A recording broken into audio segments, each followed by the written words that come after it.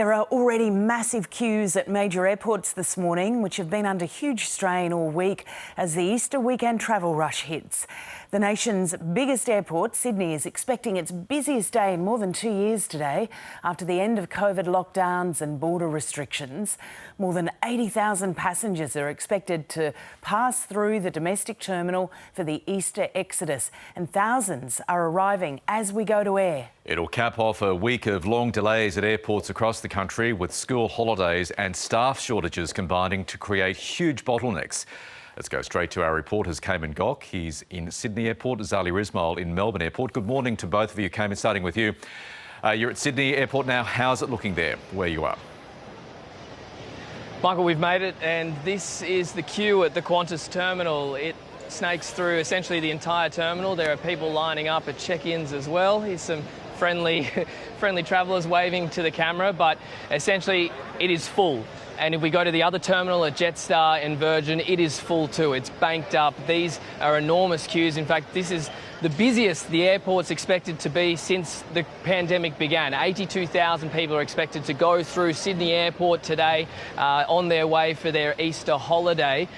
It broke last week's record, where we started seeing an uptake in people returning to air travel again. But these are enormous numbers of people paired with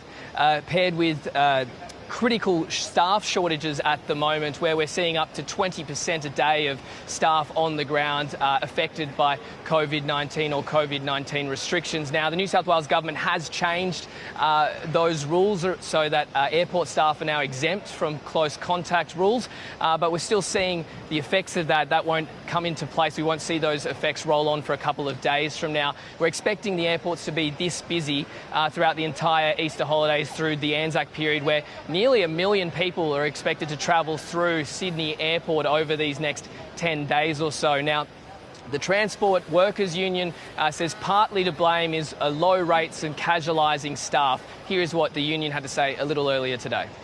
Well, I think travellers will have to expect what is behind me. That is absolute congestion. At the moment, the lines are moving through okay. It is these underlying staff shortages that are the problem. We've got to be honest about that as a community, because we don't want to get to Christmas, Michael, and have the same problem here.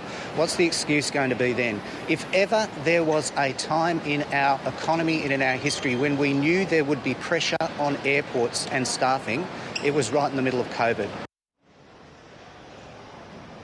Now, I spoke to a Qantas spokesperson only moments ago. They've said they've brought on roughly 100 extra staff from head office, business executives, the lot walking through and trying to assist people, helping. And if anyone's running late to their flights, helping them get in front of the queue. So they're trying their best to make sure people don't miss their flights. If there is some good news, though, because as I stated earlier, that the actual car park is essentially full. All the pre-booking spots have been sold over the Easter weekend. If there is some good news, and a completely unrelated union incident with the state government, public transport is free across Sydney over the next 10 or 12 days over this Easter and Anzac period. Michael? One transport upside at least, Cayman. Thank you. Let's go to Zalika at Melbourne Airport. How's it looking there?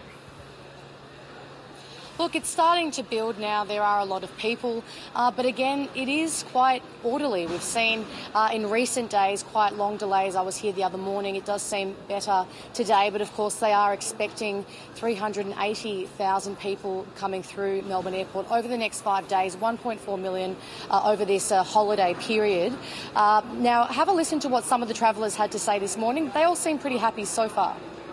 Expected this school holidays? Yeah, we've 2 hours ahead of time, so we picked up on all the news saying we need to be here earlier, so hoping we're not going to have to be delayed. So far so good. Expected a bit of traffic, but it was easy to get in, and yeah, the queue isn't that bad this morning. Now, like in Sydney, it's a combination of a surge in demand from travellers in recent weeks and over this holiday period, and also those critical staff shortages. In Melbourne, we've seen particular issues in check-in and also in baggage as well.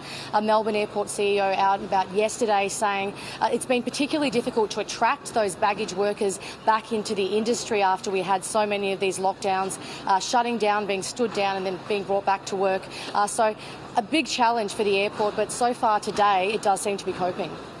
OK, Zali and Cayman, thank you both for the updates there.